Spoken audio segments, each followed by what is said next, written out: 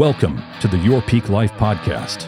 Let's conquer the summit of life and reach the apex of our potential. Morning, fellas. How we doing? What's going on? Chilling, man. How you doing? Living the dream. Living my peak life. Your Peak Life. All right, awesome. So we are here for the inaugural episode of Your Peak Life podcast. So the idea today is to tell people a little bit about us and a little bit about the podcast and kind of go from there. So the idea behind the podcast is just having conversation about living your peak life, as in all around, like, how do you live your best life? Where do you see, what's your dream life and how do you get there? That's kind of the concept. So we're going to start with Mr. Edwards. Oh, man. I don't know why we have to start with me at all. Well, before we do that, let's make sure to note that this podcast is not sponsored by Iron Valley. It's not sponsored. Because we're all rocking Iron Valley gear. This is not an Iron Valley focused podcast. No, we just happen to all be owners, Iron Valley, right? Correct. And this is not sign up and we'll tell you secrets. Right. We will not tell anybody's secrets. So I'm Eric Edwards, if you don't know me. Started off by joining the military at 18 years old and got married young. Huge mistake. I don't know if all the divorcees in the room will understand that. There was really no inspiration in my life at that time. It was more of the Navy, work hard, play hard. Got divorced. Met Mike.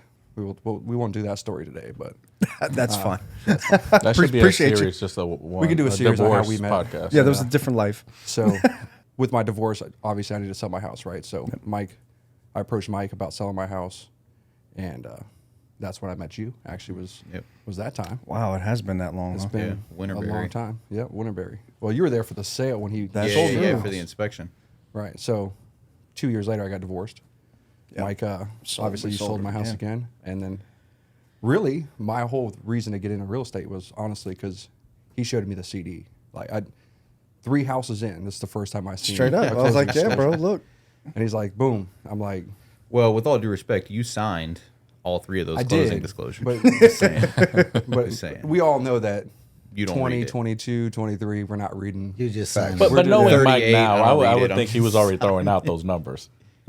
Yeah, I mean, he was, but back then when Mike, like, if you would have known him as an agent then, a lot more timid, right? Like, Yeah, not the same level. I didn't yeah. have the resume, right? Right. I didn't have. So the arrogance I wasn't. level. I was. Confidence. Confidence. Yeah, But, like, I'm passionate, so Yeah, You're passionate, but I that's wasn't I wasn't seasoned yet, right? Like, you're still kind of tiptoeing around.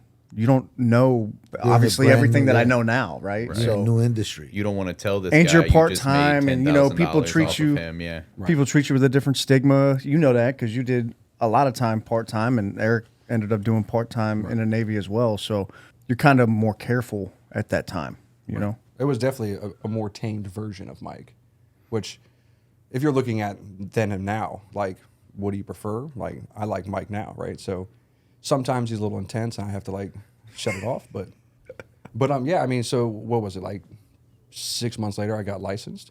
I joined your team. Probably not even. Yeah, It was like 4 months. It was like, because you just sold me my other house, my new house, the one I still Yeah, live in. you and Jackie bought Golden Maple, Right. And it was right after that you went and got your license. Right, But then it was like, why does this guy already have clients and he doesn't even have his license yet? right. I probably did it all wrong. You know, like, Like everything that. they teach you in class, like, don't start picking up clients. You're not allowed to talk to people about purchasing homes. I was in it already. I'm like, if you want to buy now, use Mike. A natural salesman, Right. You know, So, like Were you guys in the same command? yeah. twice, yeah. Yeah, we actually met before we knew we met. We were on the deployment. 08-09 Roosevelt deployment together. I used to see him all the time, in and out of the hangar bay. I was on the roof. He was in his. That was right after the 07 Truman deployment. That was back to back. Yeah, I did a And- few. and I did a all- few deployments on a few big decks.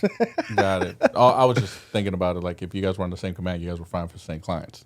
No, well, we did serve at Oceana together when we were both licensed. right. And but when you he- look at FRC though, he was in radar. I was in FLIR. Yeah, we So- both had like a different client group. From, Oh, okay. It's weird because we were all ATs together, but like radar guys didn't really. Yeah, even out of all those people, one person, I think, one time chose between us, but then they ended up using Eric again anyways. Like, Right. So it really wasn't a whole lot of that, as much as you would think, I guess, because FRC's kind of big, you know. Well, there's 1,200 sailors there, right? But we both just had a different circle Right.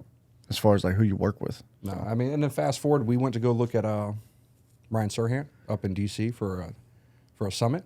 Yep. And we were up in the room one day just hanging out. And I'm like scrolling through Facebook. We left the summit because like they were just trying to sell people shit, and we were like, it was literally hardcore sales like that. Was that the Serhant franchise he was trying to sell back then? This is way before then. So Serhant was the best part of that whole thing. His keynote was solid. He actually shouted Eric and I out. We got to eat lunch with him.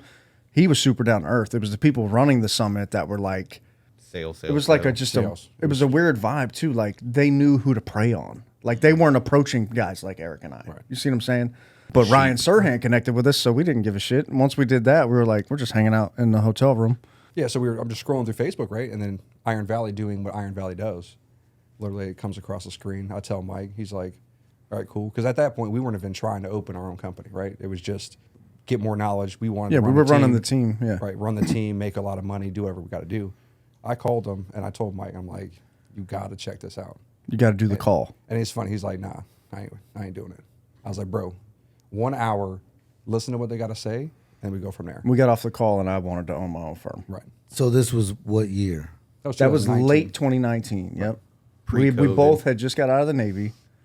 It's a good point that you bring up pre-COVID, right? We literally signed our first franchise agreement. 60 days later, COVID hit the country. Right. Everything shut down. Right. You know what we did? Held a grand opening in that little 10-day window when the governor opened everything up in July. We had the mayor here. Then they shut it back down. Like, we opened in the height of the pandemic. That's crazy. It was nuts, too, because everybody was like, you guys. There's no way. There's You're, no way. You're You're going to gonna fail. How can you Iron Valley in Virginia Beach? What does that even mean? Right. There's no valleys in Virginia. You know, Yeah. That's what we were told. Facts. But then you look at how big this office is. Our first office being this big, 4,400 square feet. tons of overhead. It was insane. It was a good feeling. Like once you've seen it That's a come together. bold move, Cotton. It is. Oh, yeah. It was. In hindsight, It was hindsight. definitely a risk. But that's why you just got to believe in yourself. but really, without this size office and being able to like cultivate that culture, the explosion wouldn't have happened the way correct. it did. I think this was the right space for it. Right. No, but that's it. I mean, fast forward to here. Now we're sitting here making our own podcast, right? Yeah, I mean, with 4 more offices and 3 more owners and 4 more admin staff. Right. With a mission, take over the world. You know? Yeah. Well, I'll say, Eric, what does your peak life look like to you? My peak life, honestly, it's not money. It's not money. Like everybody sometimes will look at me and they'll think Eric just wants to be super rich. Granted, I want to be a billionaire, right? Everybody wants to be that next level. But Right, but it's not about honestly, like happy. I want to be happy. I want to watch my kids grow up. I want them to be successful and then take over for me. That's where I want to be. But there's steps to get there, obviously, right? Right. So because I've done a few of these before, I listen to things that are said, and then I kind of dig into those a little bit. Right. So I heard Matthew McConaughey on the Ed Milet podcast talking that about was a good one. he talked about the difference between happiness and joy. And I had never thought about it this way, and we'll open it up for discussion. But basically his take on it is happiness is a condition, if then, right? So Right. if I do this, then I'll be happy. If I achieve this goal, then I'll be happy. Right. So happiness tends to be short-term pursuits in most people's life.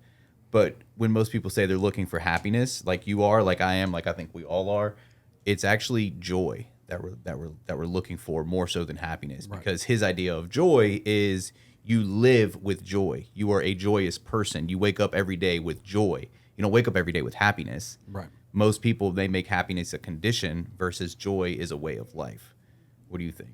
No, I agree. I mean, ultimately, yeah. I mean, I agree with him 100%. So, I mean, That's a good way to look at it. it is a good way to look at it. Because a lot of people, I'm not happy because, I have to get that and then I'll be happy. And Right.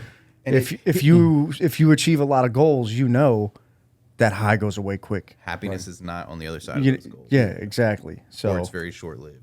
Right. I agree. All right. Edwin, let's hear what you got. Yeah, we'll just go Let's hear your around story. from this point. Yeah. Edwin Rodriguez, managing broker of Newport News office of Iron Valley.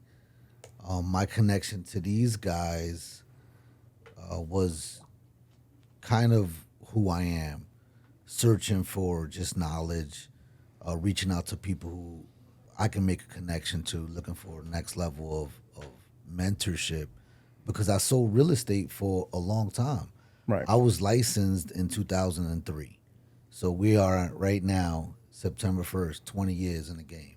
Whew. So I started off part-time at a small brokerage who, now that I look back, was operating all the way wrong. You know what I mean? Now knowing the game While you were still in the Navy. while I was still full-time active duty. So it was more of me selling houses to the people I knew.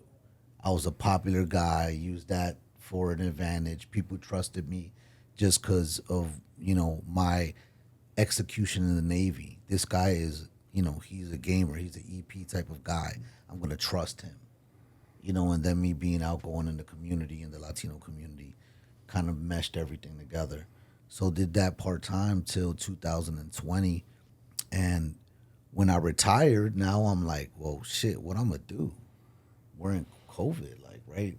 You know what I'm saying? I'm like, what am I going to do now? Strange Like, time. I was initially going to take on like an admin staff at Chantel Real Estate, Chantel Ray, Canzel, before it was Canzel. And I don't know. I went over there temporarily, took on kind of like a staff duty, managing circle leader type of role, which is just leading a bunch of people. And I was like, all right, it's got to be more than this. I need to know more, because I did it part-time for so long, but it was never my full-time thing. Right. So you were seeking knowledge at that point. Correct. And just from me being in the game so long, I had a good referral base. I shot up the ranks pretty fast, and I was looking for somebody who was doing even better than me to kind of give me hey, what do you do every day? Like, when you wake up, like, what am I supposed to do? I mean, in the Navy, I was structured. I had a time I had to be there, and I basically been there so long that I knew what I had to do. Yeah. Now you don't know. Now I'm like, okay, I'm an agent. What do I do? Seeked out that knowledge. I hit up Mike, and I met with him probably like maybe 2 days after I hit him up on Facebook. I was looking for somebody to mentor me. He was a former chief. I'm a senior chief. I was like, yo, he's gonna talk to me, because nobody else would respond to me. How many people you reached out to? 17 total Damn. Wow. of people doing better numbers than me. But they were clearly too good to get back to you. Yeah, basically. Yeah. Or whatever. And now knowing what that level of execution requires, I understand them not getting back to me. So I don't hold it against anyone at all. Because when you're producing those numbers, you're busy. But I would disagree, man. Like, I think if somebody reached out to you with the numbers that you're doing, like, I disagree. I mean, I think most of those people, and here's the thing, maybe it's, I had this conversation the other day, like, kind of the top 500, we all kind of know each other. We all kind of fuck with each other, right? So maybe that's what it was. Maybe you weren't on anybody's radar, so they didn't know who you were. But I think most of us and most of the top Would producers respond, that I know yeah. would respond, would react, fair. and would probably sit with you. That's fair. Some people might have looked at you as competition. You know what I'm saying? Well, that's always the competition mindset. It's something we struggle with. And here's the thing, to be honest, I never really even approached the real estate as a competition until I got here at Iron Valley. And that's a fact. I never knew, I never was a part of, wasn't a part of the realtor organization very long. Right. So I was in privy. I was part-time at Wainwright Real Estate, where you just kind of hung your license and you did your thing, which is a great model for that part of my career, right? Because it was just part-time and selling to the people that I knew. But when I was looking for something else, I was looking for, when I got here and got exposed to the circle of excellence and, hey, this is what it takes to produce, and that information that I just wasn't privy to before. Right, running a team with proper Running a structure, D-Port license, marketing guidelines, all So when that stuff. I met with Mike, within 5 minutes, I was intrigued, right? I sat across this guy. I never met a real estate dude like him. He came in there with a hoodie and jeans and sneakers, and I'm like, who the hell is He's this still dude? wearing those same Right? clothes today. I'm like, These are who- new, actually. Facts. The last ones he stepped in a puddle in Baltimore. Who is this guy, right? I'm like, I'm intrigued. And you, Mike being Mike, he captured me. I came back to the office, and I think that is what really was like, all right, this is different. You know, I walked in the office, there was just a bunch of agents just here talking about what deals they got going on. Everybody was sharing information, and I was like, all right. So I This is love different. this story because the day that you walked in the office, I'd never met you, and I had been communicating with a guy that was on Facebook Marketplace. He put his house up for sale on Facebook Marketplace for sale by owner. So I hit him up, like ready to go. This was like, I don't know, maybe 3 months prior to you coming in the office, and I had been communicating with him. We had been talking. The tenant was moving out, Navy officer. And I'm like, bet, I got this listing coming. And then randomly, I'm like clicking through the MLS one day. Bam, house on the market, Westerly. You remember Westerly, and I'm like, hold up. Click on the name, like, yeah, that's the owner, the tax owner. Like, yep, that's him. And then 20 minutes later, this motherfucker walks in the office, bro, and I'm like, I know who you are. Hadn't even met him before, and I was like, I just lost a listing to this dude. All right, and he didn't even know what competition was. Yeah. Now you're business partners. Yeah, look at that. Yep. After that meeting, I went back and I have my circle of, of people who I consult with was my team. It was my boys, Dion and Breon. Hey, this is the move. Go back to the company. I'm there. I'm just like, this is one of the decisions I had to make. I told my people, listen, I'm going. Whether y'all go or not, I know this is the move for me. I hope that you guys come, but if you don't, I understand too, and no hard feelings. I came over, and that really kind of set me on the trajectory of where I am now, sitting here, and from that conversation led to like my brothers. Like, I'm in business with my boys. A lot of people say you don't want to mix business and friendships, but I think in my mindset, I got a different level of accountability because I don't want to let my brothers down. You know what I mean? So that is a big part of who and what motivates me. So my and going into what my peak life is, I think I'm living it, to be honest with you. I don't know if there's ever going to be a point to where I say this is enough. I think that living right now, I'm happily married. My children are doing well in their stages in life and figuring it out. I got beautiful grandkids. I live in a gorgeous home and I drive a dream car. Like, I'm literally living my peak life. I'm surrounded by people that I admire. I respect. My family works at the company with me. I know that if anything happens, whether it's business or personal, I can reach out to my D's 5 people here, and I know I'm good. So, I think for me, this is more of sharing what that entails and what it takes to live that peak life. And that's surrounding yourself around those same type of people and making sure that it's an everyday thing. You have to live it every day because it goes away once the work stops. Like, once you stop putting that work ethic into it, once you stop promoting yourself, once you stop learning, once you stop growing, then it's a fast drop.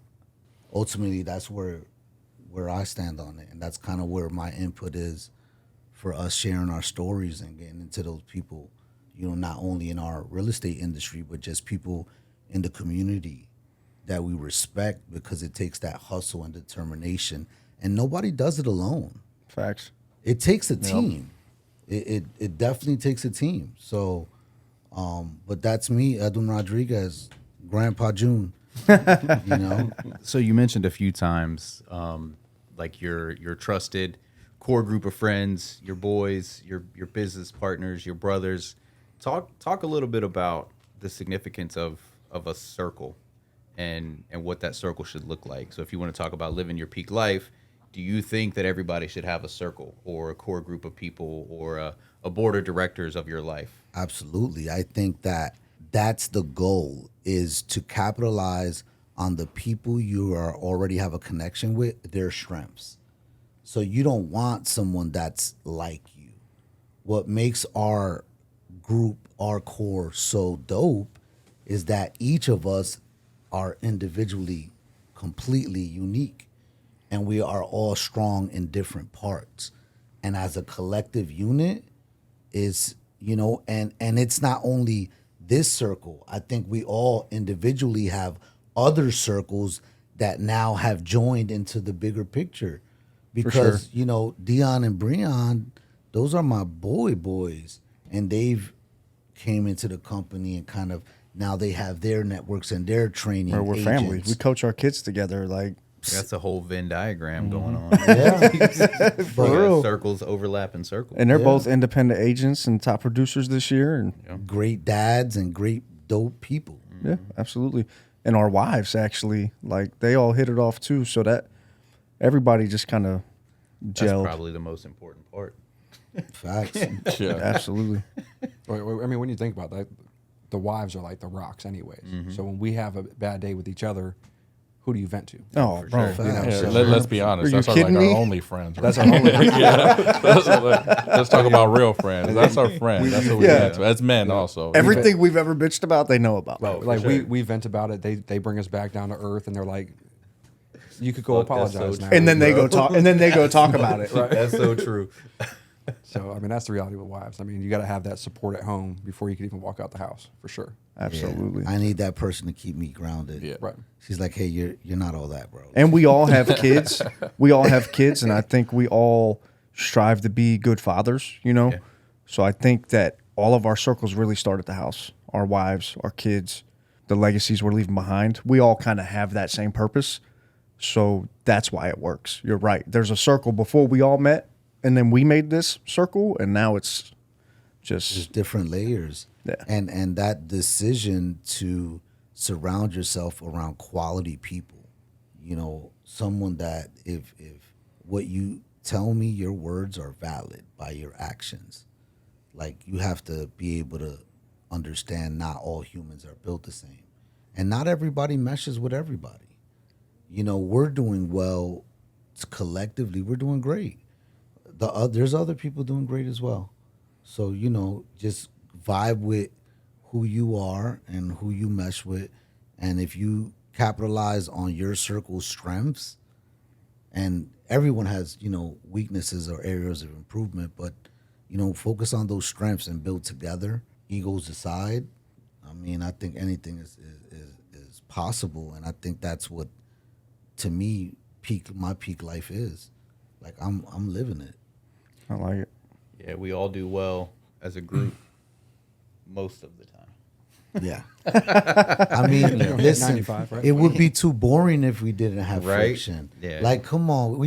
I just talked to, like, even when me and my wife don't fight, sometimes, like, Don't fight, I want to beef. Go home and just fight. Yeah, like that one. I want to be. You toxic, bro. Yo, I need some excitement in my I said I life. want to be. Shit's just going Nah. too well. No, so if you think about that way, if we all agreed, we wouldn't push ourselves to We go wouldn't be anywhere. where we wouldn't be where we No, are. no. Absolutely. We got to disagree and get to Right.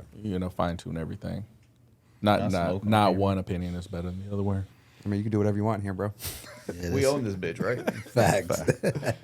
I don't think you're smoking. You're vaping. Oh, well, So, you know, coming from a true smoker, you would know the definition. 2023. All right, Andy, you're up. Yeah, Andy. Well, honestly, like, depending on how much time you have really determines how far back this story goes. But I usually like to start off with telling everybody that I've failed real estate twice, finally got it right the third time. So in and out of the business since 2012 or 2011. Mike and I got our license together at the end of 2011, started in the business together. I thought it was cool to get out of the Navy 4 months after I got my license. Right off rip. He said, I'm leaping, boy. Well, it was kind of Did like... he show you one of the checks also? No, so Okay. he didn't have any checks. We yet. started together. yeah, Andy yeah, got yeah. checks before me. Yeah, Mike Okay. didn't get checks Yeah. until like a year Yeah, we'll later. get into that. Fuck you. No, I mean, I had same thing. Like, the day my license went active, I ratified an offer. Like, I had clients ready to go. From the beginning. Yeah. Day one. Just Yeah. like Eric. These two motherfuckers right here, bro. if you guys made me a better salesperson.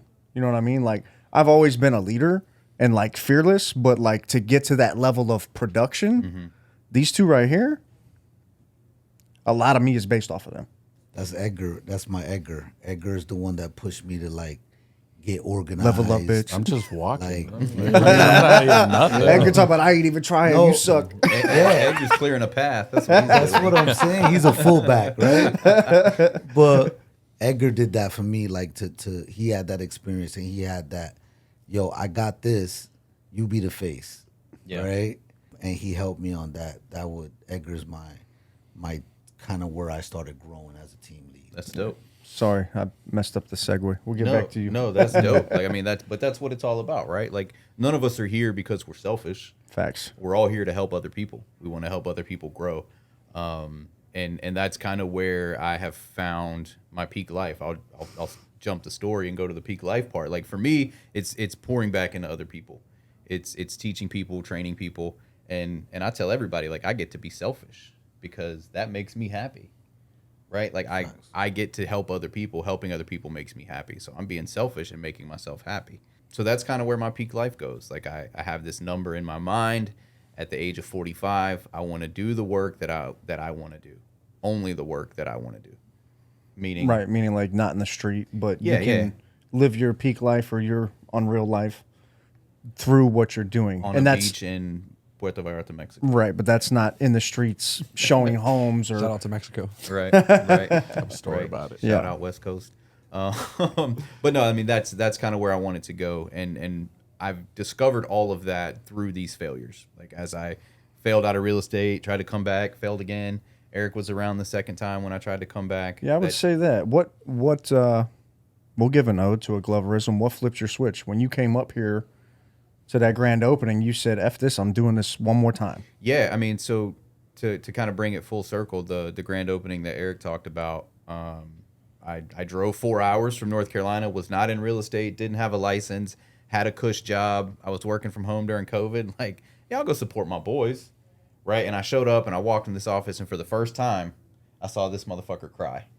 Chill, bro. Bro, I walked in the office. They were in I did, though. in the office. It's Emmy's office. It used to be the video room. I walked in. I hadn't seen him in, I don't know, a couple of years. Yeah, I was doing an interview. Probably 3 or 4 years. Because that used or to be a something. video room. And like he turned around and saw me, bro, and it's waterworks. Like, it was crazy. I'd never seen it before. I had my son with me. Yep, Noah. And I drove 4 hours back home that night and told my wife I was getting back into real estate. I was like, I got to figure this out. And it worked. The timing worked because it was COVID. My other job, I was working remotely. And I knew I didn't have to go back in the office for the next 3, 4, I don't know, maybe 6 months. We didn't know how long it was going to be. So I was like, fuck it. I'm going to move to Virginia. I'm going to make, some extra money while I can, because I knew eventually I would have to go back to my job. And then, the last 90 days of 2020, I made $100,000 and was like, fuck this job. Basically, I mean, the market helped, obviously. Like, I can't say that there was one specific thing that I did that set me apart from anybody else in the beginning. No, it was doing everything. It was doing a little bit of everything, beating the streets, working 14, 16-hour days, and capturing the market. And then when I came into 2021 and 2022, obviously we put systems and stuff in place, but it was a vibe. Like when I walked in here, I saw him cry. I hadn't seen him in years. Eric had the Miami Vice suit on. Like, that shit was so fly. I was like, all right, I'm missing something. He's like, bro. they really doing it out like, here. like for real, because you know what I mean? Like we've known each other. This is what, year 16 now? Long ass time. We started together, and then I'm looking at these guys and I'm like, fuck, like they stuck with it and I walked away. Right. So like in my mind, I should be where they are. You should, because So you it was you always had the ability. Yeah. So I looked at it and was like, all right, like if I'm going to make it like, one last try, basically it was like the last hurrah at real estate. I always knew I wanted to be in real estate. I always loved it. Always had a passion for it. And it just finally took the third time to get it right. It's worked out pretty well. I'll take it.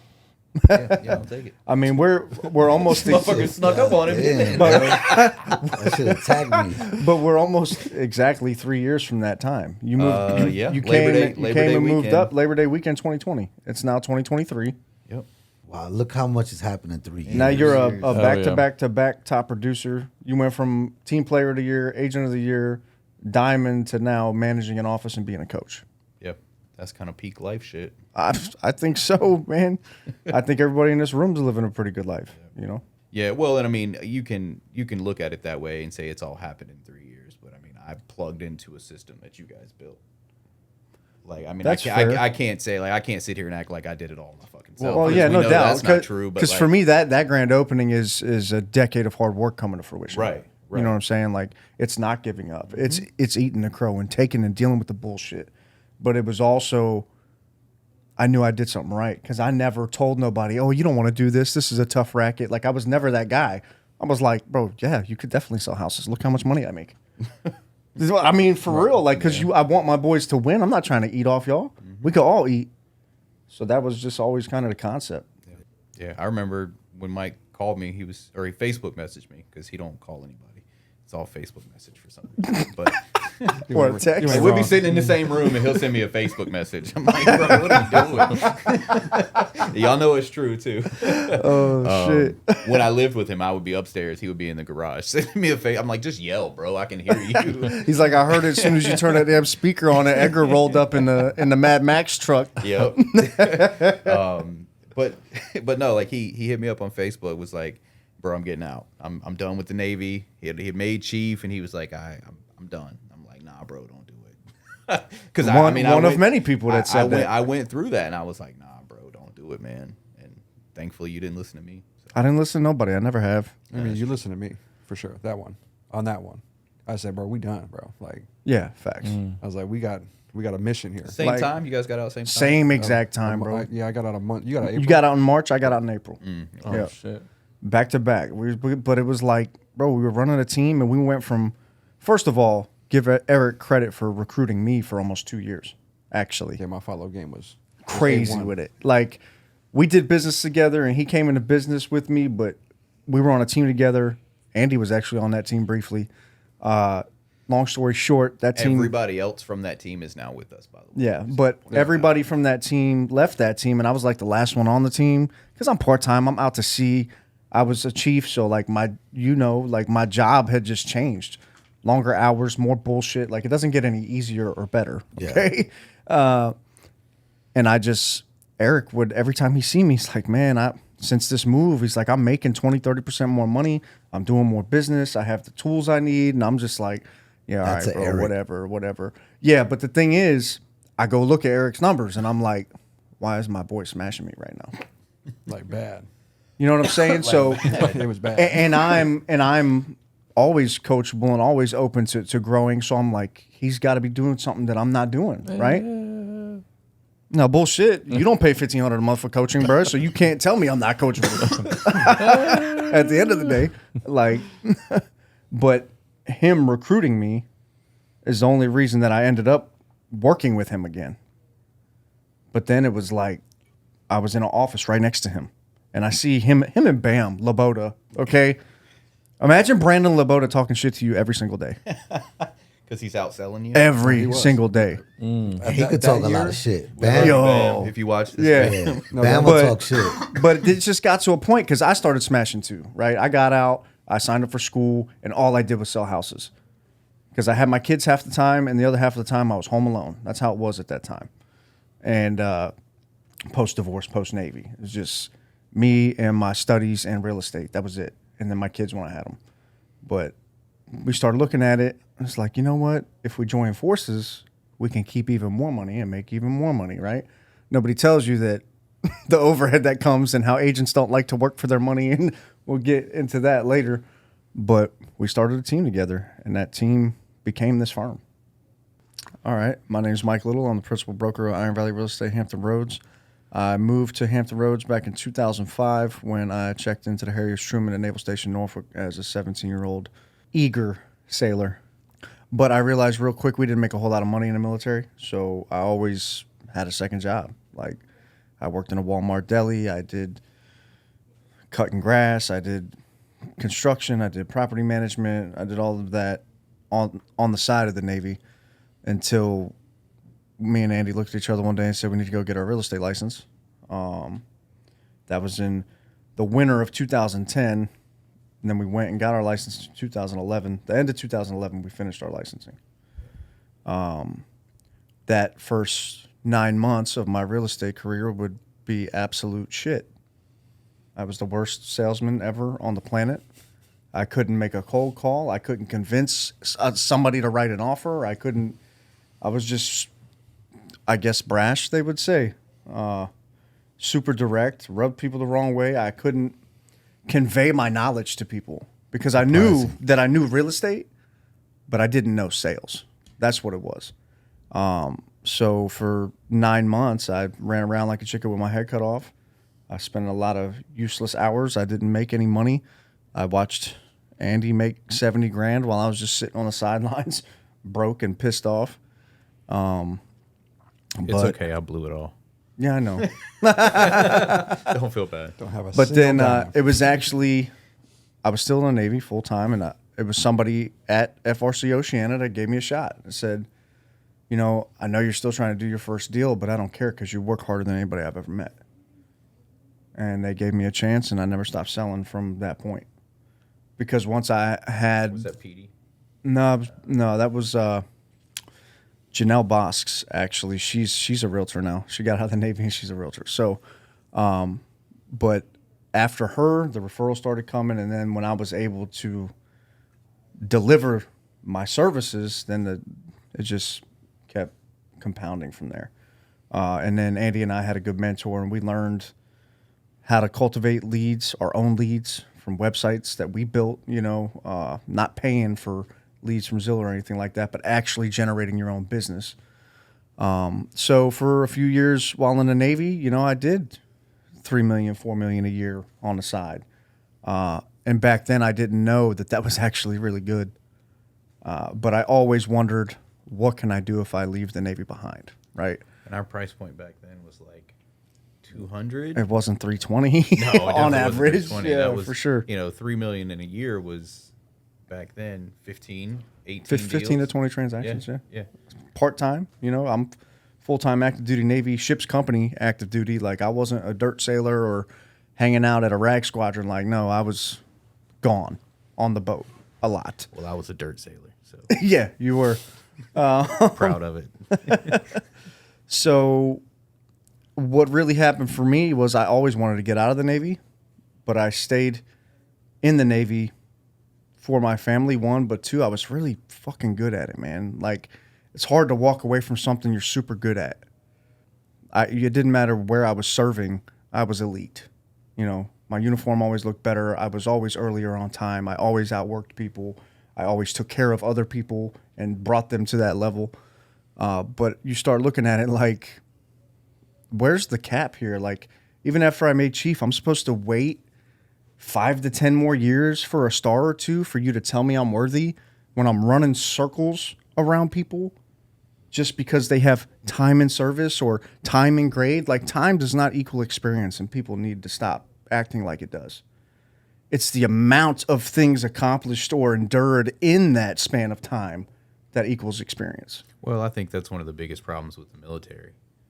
Absolutely. I mean, I think you guys would probably all agree. Like, it doesn't matter if I'm the best. If you're ranking, you know, if there's 100 of us and you're ranking us 1 through 100, if I'm number 1 and you're number 100, it doesn't matter because we get paid the same. Absolutely. Couldn't agree And more. that's how I did the Navy. Yeah, yeah. You were the 100. He was the one. Right, He's so- like, Mike, sorry. Bro. Right. So I just flipped it to, like, if I gave my business what I've given the Navy, where would that take my life? And then something drastic happened. I had a fight with the Navy and I had a divorce with my ex-wife. And when I went through all that, I had to find myself. And in that process, it was like the Navy is actually the thief of my happiness right now. And So your time. so I chose to let that go. Even after I won everything I was dealing with, I came out on the right side of it. It's not like they sent me packing. Like, no, I chose to leave. And then me and Eric were running a very successful team, and we went to that summit. He convinced me to buy Iron Valley. And then in that process, I got my broker's license. I kept selling, kept recruiting. Eventually, I became the principal broker, and now there's 5 of us. Like, went from 1 office to 5, and How many agents? here we are. Well, we started with 19 total, but 14 of them were on our team. And now we're at, as of this morning, the last, it's like 221 or 222. 222. 222. And that's just kind of where we are now. We 743 firms in the area. 556 of them have sold a house this year. We're ranked number 5 in units and number 6 in volume. That's kind of that's where we're at. And that all led to standing up a training program, and through us all trying to better ourselves. You know, Edwin got his broker's license. You got your broker's license. Eric's doing his California license. Andy became a coach. Like, I started paying for coaching because this guy took me to an event, you know. Well, I mean, you think about that too, right? All of us are still doing other things and then performing at the level we're at performing. a very high level. And we still And sell industry. houses. And we still sell houses, yeah, absolutely. But that's just leverage. And I think we all allow each other that leverage because we're all handling certain shit, right? So Yeah, that's when I had a conversation with an agent this morning, and she needs help time blocking. She comes in and she shows me this calendar, and it's all pretty and it's color coded. It's the spreadsheet version that you taught, and she's like, "Yeah, it looks good on paper, but how do I stick to it?" And it was like, well, you have to be the one to cut it off at the time. When your time is up, your time is up. Mm-hmm. And I even went further to explain to her, like, you guys all know the group chat, the Gmail group chat, the owner's chat. Like, oh, yeah. That's silenced. Like, I don't get notifications from there unless you tag me, right? Because that's just one thing that's going to pull me away from what I need to be doing. You should have never told us that. I mean, it is what Andy. you've known that it's silenced. I know. But that's We'd what be tagging you, though. That's what I told her. Yeah, he got me this morning. That's what I told her. I'm like, you have to be the one to control that, because otherwise shit doesn't get handled. But just going back to Edgar, like, we sit at these meetings every week and we talk about doing these different things. Edgar was the one who put all this together, led the charge. Obviously, it was a group effort, but Edgar led the charge. And it's like, I didn't have to worry about that. I just got to show You up knew it was today. gotten done. I just got to show Absolutely. up and record. So, yeah, we allow each other that leverage way more than we even think. Absolutely. I took on a whole nother job because you guys helped me leverage stuff. I mean, that's kind of it for me, man. I don't really, there's a whole nother story, you know, attached to a lot of these things that we're talking about. If you want to talk about the trajectory from running a team together and then being independent agents and then becoming a managing broker and opening my first office, that Andy then slid into my position, and then coming back here and taking over the position, you know, of somebody that's no longer here, and then us kind of reviving the company, really, this group right here, you know, your team and his team and you guys going at it, kept that culture alive while Eric and I were dealing with bullshit. And Lori, obviously, shout out to Lori, our day one. So, but we came back from that and recovered, and then Eric and I had a talk, said, hey, man, we need help. Who better to help than the 3 guys that are outperforming everybody else that show up to work every day? So, Mike, so what does your peak life look like? well, for me, my peak life is really, you kind of said earlier, is what I'm doing right now. I couldn't really imagine a better place to do what fulfills me, which is helping other people achieve their goals and success and happiness and health and joy and financial freedom and all those things. I mean, we're doing that now. But for me, to keep it simple, it's to positively impact as many people's lives as possible before I go. Like, to me, that's a meaningful life. Because the money's, you know, what's that going to do when I'm dead? My kids inherit some shit, they go blow the money. You know what I mean? Like, That's a fact. It's just, you guys have all heard the saying, like, hard times make good men make easy times make weak men, right? Yep. So I want to avoid that rabbit hole for my kids, but I want to leave behind the stories, right? Like, we're interviewing the agents. How'd your life change? All of you, how did your life change since we all met? Like, to me, that's your peak life. How many people, when your name comes out of their mouth, can say, that person changed my life? Man, I had an uncle that passed away suddenly. He had an accident at work. This was in like 2016, I think. Bro, like, the amount of people that showed up for this man's funeral changed my outlook on that right there. Mm-hmm. Like, and you know, he was a good guy. He coached a bunch of sports. Was just a really good person. You know, not super wealthy. He owned his own business, but he died in an accident at work unloading a truck of a company that he owned. Right. But like, you know, never super wealthy, always down to earth, real cool, real humble. But like, I'm talking like the funeral procession of cars was over a mile long. Dang. Like Wow. the church where he was buried was not big enough to hold the amount of people that needed to come to the funeral, so we had to have it at another location. Yeah, that's success to That me. yeah, like that To me, was, that's success. That changed my outlook Like- on that for sure. So for me, that's my peak life. How many people do y'all sit in a room when you're putting me in that fucking box? That'll tell you how successful I was. It's a good way to look at it. I feel bad for Edgar. We should have let Mike go last.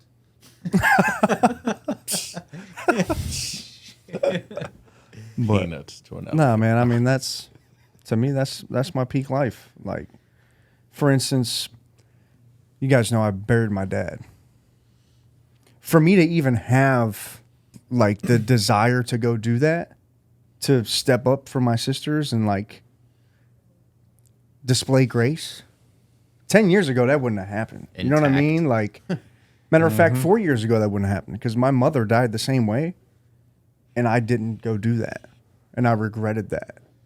Well, that's what it is, right? You learn from that experience. It's the growth, right? Yep. So It's the growth. for me, that I know I'm living my peak life because I had the I don't want to call it courage, man. Like just the couth, the maturity, the depth in my mind to say, well, how I handle this actually dictates the future of our family name, right? Like if they can see me come handle this with grace, I can give them hope. To me, that's my peak life. Both my sisters own homes. Both my sisters are raising their kids. In our family, that's generational shift, bro. Like, so that's what I live for. Dope. Edgar, on to you, bro. I was waiting for you to cry. Nah. It was coming. Not today. It was coming. Not It was today. coming.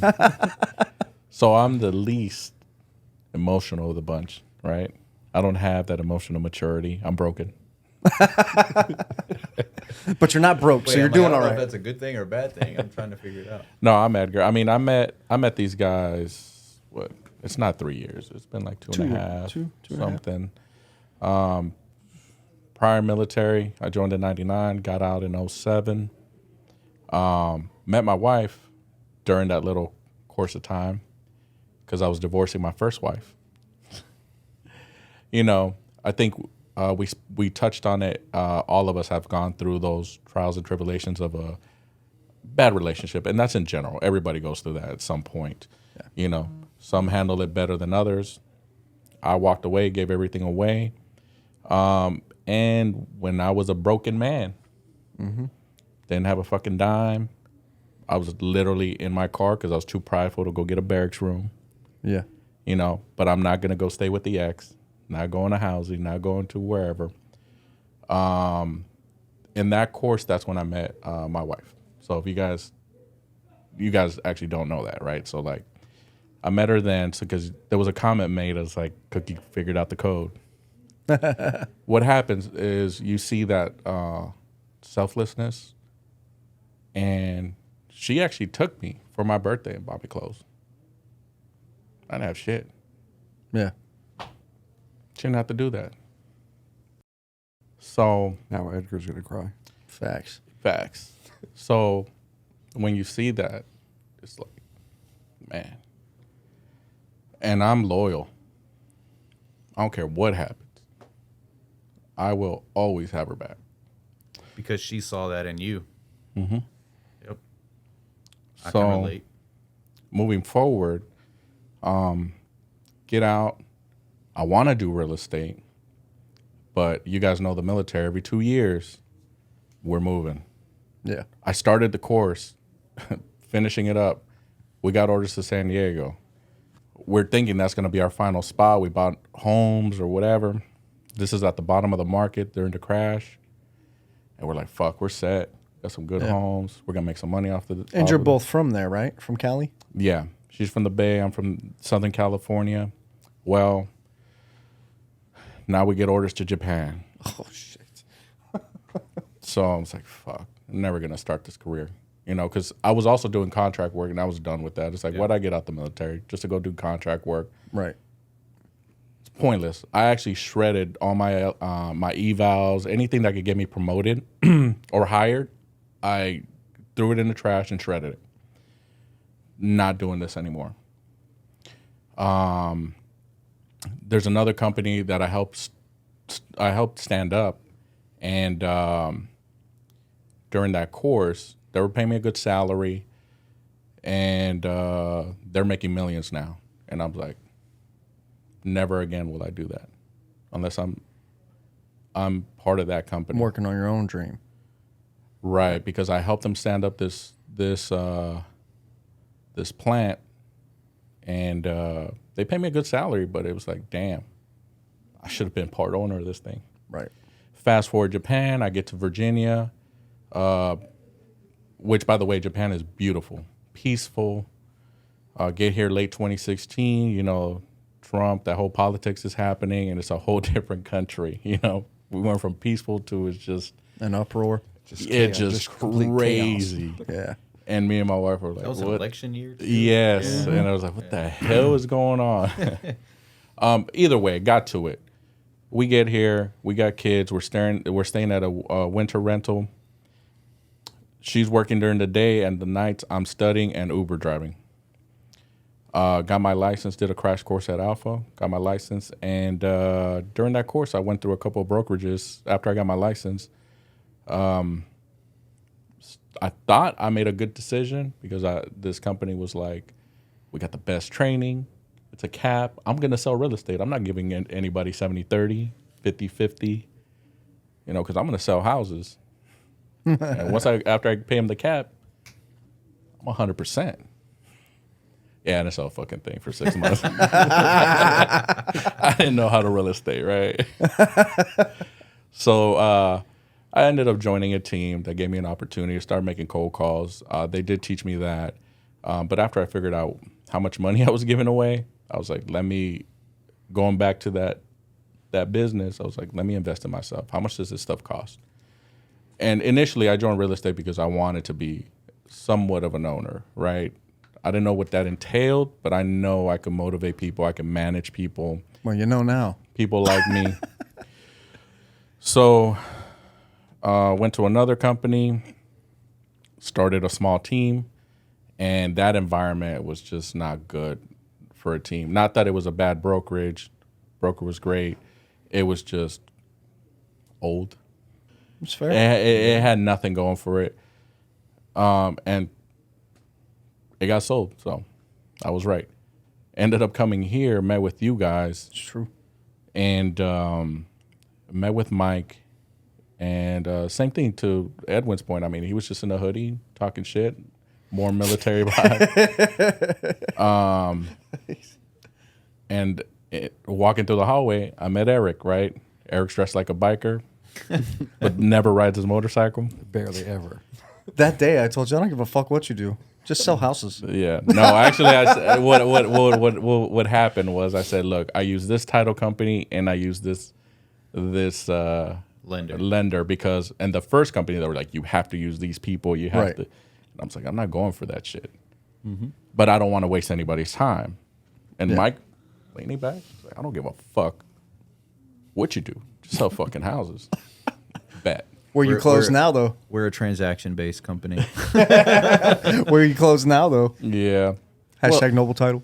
Yeah. You know what I'm saying? Shout out. So, and that even took NobleTitleVA.com. 2 years for them to get me over, right? It did. And it just goes to show that, like, I'm just stuck in my ways to a certain extent. And even today, I know I'm kind of behind the curve because through this whole course, nobody taught me anything. I was just self-learning, looking at the market, looking at numbers, meeting people like Edwin, yearning for some real help because what I did see was, and it goes down to that circle, is some people were just stuck in their ways. And now I have to self-analyze myself and like, I'm stuck in my ways. I kind of want to do my thing, right? And it's like, and I could do a lot more. I know I can. And it's like, right now we're setting up for 2024, which is something that I've never done. Right. which I knew I should be doing. You mean you've never like planned Like actual business plan. A Right. business Gotcha. plan, a full year, events, trips, vacations, Even just running everything. your team at that level, right? Right. And I did good with the team, but I already had in mind what kind of team I wanted. I didn't want to babysit these guys. So but you guys did help me out, because I just showed up and I'm like, I just got a team name. And these are my agents, right? It's like, yeah, that's all the way wrong, right? And then it's like, well, we need this form and this form Yeah, and that there's roster. rules and and- regulations that need to happen, and some paperwork. Gotcha. So, until I got here, the competition really started. And it wasn't a competition. Here we go. You mean because it was just friendly competition? It was right? friendly competition. or not because like you No, I just think blew he's him just away. straight up saying No, he's you gotta better throw than a Evan shot, Rodriguez. dude. Like We always have an asterisk, all right? We got an asterisk. hashtag right? number Well, 11. that's like me. That's like me and Eric. Same thing. And then Mike's always just over here somewhere, like just doing my thing. Yeah. bro, you know what I'm saying? refinancing his house and claiming $2 million in Hey, savings. hey, Whoa. hey, that's a clutch deal. You let me know when you Yeah. cash out 280 in profit Hey, in 6 I'm months. not mad at it. I'm just saying. I'm not mad No, at it. so Also until I got got 3 here, million I started pending right learning now. what, business planning, and then like even the whole life policies, the trust, it's just bigger than all of that, and that goes to that peak life, right? My mind was always on leaving that generational wealth. I'm a family man, so, and just like all of you guys, like my kids, like now my kids in ODS, they're all in these gifted classes, which I wasn't. Right. Right? But it starts in the house. I do know that. It starts in the house, and we Absolutely. put time into those kids. So that is a lot of what my joy comes from, is going home and enjoying my kids, the silly little things that they like. I walk in and we're capping yo mama jokes to each other. And we're talking. Yeah. I'm talking smack to a little 5-year-old, 7-year-old, 11-year-old, and we're cracking yo mama jokes while mom is over there looking at us just like. enjoy it now. But you man. do it because you never had it. You know what I'm saying? I didn't have it. I don't. Yeah. There's a whole nother story with the mom and dad thing, but the other thing is I take care of my mother. Yep. She doesn't have to spend a fucking dime. But that's what real estate has done for me. And now it's like, okay, let's build on this and let's really bring some income in, steady income. Where the market goes left, right, whatever, it doesn't fucking matter. We're gonna remain fluid. The other part is what I touched on was the management part. I say management, but really it's the mentorship. I bring myself back to where I was, beginning of real estate. Nobody's looking at me. Nobody's talking to me. I felt that. I was like, when I figured this shit out, everybody's gonna know. Yeah. And to you guys' credit, that's how I felt when I got here. It was like you guys were just giving me jewels, and it's like, some people know, just like I knew. It's just a little slap in the head. Like, what are you doing today? And I walk around these offices all day long, and I'm like, do people know you're a realtor today? Yeah, it's simple. It's the basics, right? Yeah. I send them these listings. I message them. I probably message a lot of agents, and I'm like, hey, man, just hit the market. Post it on your Facebook page. It's those little touches that creates these relationships. And as I go to events, or I didn't really know I was known like that. Once we start going to these events and real estate functions or things out here in Hampton Roads, and it's like, I can't go anywhere now. Now it's like, I'm starting to see what those little seeds that I'm planting everywhere. We were even at one of They pay back, bro. They come back. They're like, oh, you're the nice guy out of the group. Remember that? Yep. I was like, I don't even know you, but cool. Yeah, I'm with it. Well, I think you touched on something there that a lot of people, when they get into real estate, miss is like, we don't know what the hell we're doing. Nobody knows what we're doing. You don't go to school and they don't teach you how to sell real estate. No. They teach you the laws necessary Yeah. to keep you out of jail. Facts. And that's pretty much it. Then you got to go out here and figure it out on your own. So people don't get into the business with a plan. They don't know what they're doing in a year, in 5 years, in 10 years. Like, they have no idea. Like you said, so much has happened in the last 3 years. It's insane. We didn't plan for any of this. So that's just a thing that I think misses, but it can be helped, right? Like you talked about learning about insurance policies, whole life, businesses, entities, bank accounts. Like, learning about a lot of those things can help newer agents think about themselves as a business. Oh yeah. Because we can talk about, I mean, I'll talk about, I paid $84,000 to the IRS last year. Boy, ain't nobody hearing me. Well, and that's what I'm saying. And like, we didn't have that education at the beginning. Right. I mean, well, you think about it. So like, I know when I first came into the game, it was my team lead said, go, sell houses. And that was it, right? Like there was nothing else. So when the first tax bill came, and then you start trusting people without doing your research, you get a bad accountant. Next thing you know, you're 5 years behind because you're just so busy, right? Yeah, you put that on the back burner. You don't You make put it it on the your back priority. burner and you forget about it. So $350,000 goes out in 1 year. That hits a little different. Facts. Well, and it's about, and that's we all talked about it, but it's about being in those networks that people are even talking about it. Because you talk about, I was a realtor for 15, 16 years. I was at several other companies, and not one person ever kind of guided me and say, hey, are you on payroll? Right. That simple question, what? What are you talking about? Yeah. Are you categorizing your expenses? Is your internet bill on your write-offs? Is your cell phone bill on your write-offs? Is your home office on your write-offs? Like, what are you doing to keep more of your money? Because you're going to owe Uncle Sam, and it's not going to be pretty. And it isn't. And that was a hard lesson that I had to learn, and being around, the individuals that aside from just Iron Valley, right? Because we have relationships with some just phenomenal business owners absolutely. and humans in the area. And I think that's being around those people and having these conversations. When I was coming up, I'm 44 years old. I'm a grandpa. I'm the old guy here, but my circle, we didn't know what to talk about. I didn't know about LLCs or, and you hear this information on the internet or, and you get bits and pieces, but until you're around people who are actually operating and on payroll and have their businesses structured, you do not know. So who here is from a wealthy family, right? Ish. Who here, whose families own businesses growing up? Okay. Definitely did, yeah. So most of us didn't, right? Like for me, my dad was a truck driver and my mom worked in a factory. They were struggling to make their mortgage payments. They weren't thinking about working for themselves and being business owners and LLCs and all that shit. It's a small tobacco town where I'm from. Like, Right.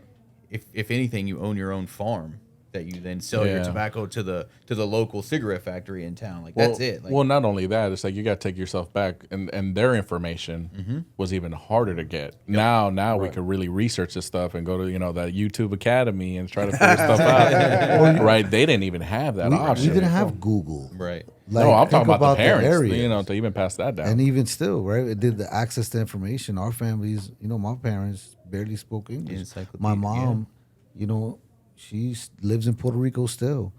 So it was different. I don't have the, lifetime story. I'm just a regular Puerto Rican from Patterson, New Jersey. Bro, my dad didn't know the difference between Mexican and Spanish. He thought all Spanish was just Mexican. Like That's what it That's is. what I mean. It's That's because the only people that we knew in our town that spoke Spanish were the Mexicans that came to work on the farms, laborers, the yeah. tobacco farms. Like that was it. That's all there is. Yeah. Let's be honest. You can say that. I can't. No, that's the Latino little fight. Yeah. Oh, and by the way, he knows Spanish. Oh yeah. Oh man, what do we got to learn? But that's the thing that I think that's what brings us. That's one of our strengths, is all of us being from different areas and having different backgrounds. But still, I would say what unites us is our work ethic, right, and our tie to the military. I think more so the work ethic. I hadn't thought about that, but Maybe not even the work ethic. Maybe more so our vision of our peak life, right? I think we all have the same idea of correct the path of the family lineage, leave a legacy behind. Yep. generational wealth. Just leave this place better than when we got here. You know what I'm saying? Like, And that's- enjoy it while we're doing it. Absolutely. You gotta enjoy it, bro. Like, what the fuck else do we do all this for? Right. Like, there is no other reason. I think we're all doing what we actually love to do, and people hate that. You know what I'm saying? But to his point of like what you come from, bro, when both your parents are dead from drug abuse, you don't think about life on bad terms, bro. Like I don't. Like I'm living a dream life, and I know that, and I appreciate that. That's the difference. Like What I always tell you guys, first world problems. You know, when you guys start talking, I'm like, first world problem. Yeah, absolutely, bro. The Like, water park's closed today because of thunderstorm. My season passes are like horrible, like they're worthless. We don't have real problems. yeah, bro. No, but we like, really don't. And when you put things into true perspective, like last week, my wife's mom's cancer went into remission. Like, I just buried my dad, and my wife's mother just got her cancer put into remission, right? So like, nobody knows those things or thinks about those things, or the fact that I got those autopsy results and they're horrendous.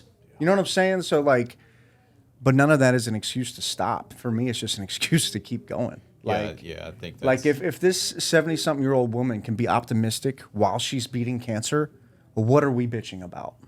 If my father had 58 nanograms of fentanyl in his blood and died in a shitty O'Connell Lodge budget hotel room, nobody in this room is struggling. You know what I'm saying? Nobody at this company is struggling. Nobody around us is really hurting like that. So a lot of people look at us on a pedestal, but they don't really know what we've all dealt with or been through. Or dealing with. Or dealing with currently, yeah. Right? So that's the secret to the sauce. Like people, oh, what's going on over there? We're just real people. That's the answer. We're not faking nothing. We're not feeding nobody no bullshit, and we take care of each other.